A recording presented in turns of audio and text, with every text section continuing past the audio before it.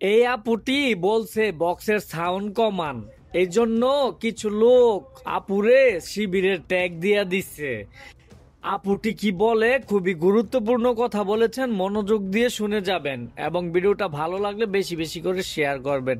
আগে আপুর কথাগুলো শুনেন। আজকে এখানে সাউন্ড শুরু হয়েছে দুপুর বেলা থেকে। আমাদের একটা নিয়ম করে দেওয়া আছে যে টিএসসি তে 6টার পরে উচ্চ শব্দে কোনো সাউন্ড বক্স বাজবে না, যেন রোকেয়া আর শামসুন্নাহার হলেন মেয়েদের সমস্যা না হয়। এই ডিসিশন নেওয়ার পরেও 6টার পর থেকে কন্টিনিউয়াসলি খুবই উচ্চ শব্দে গান বাজতেছে। এখন যারা 6টার পরে তাদের বারবার ফোন করা হচ্ছে, 9টা পর্যন্ত অপেক্ষা করা হয়েছে, তাদের সাউন্ড কমে নাই। তারপরে আমরা এখানে আসছি সাউন্ড কমানোর জন্য, যে সাউন্ড কেন কমাচ্ছে না সেই জন্য।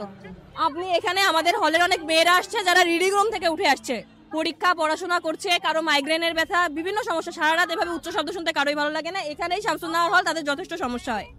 এখনো পর্যন্ত সেই সাউন্ড কমায়নি।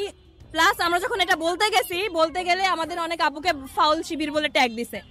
যে কোনো সংগঠনের সাথে যদি আপনি যুক্ত থাকেন, সেই সংগঠনের সম্মান আপনার উপর ডিপেন্ড করে যখন আপনি সেই সংগঠনের পক্ষ থেকে কথা বলেন। তো আপনারা কাউকে ফাউল শিবির ট্যাগ দিয়ে সরে যেতে পারেন না। শিবির ট্যাগ কেন দিবে?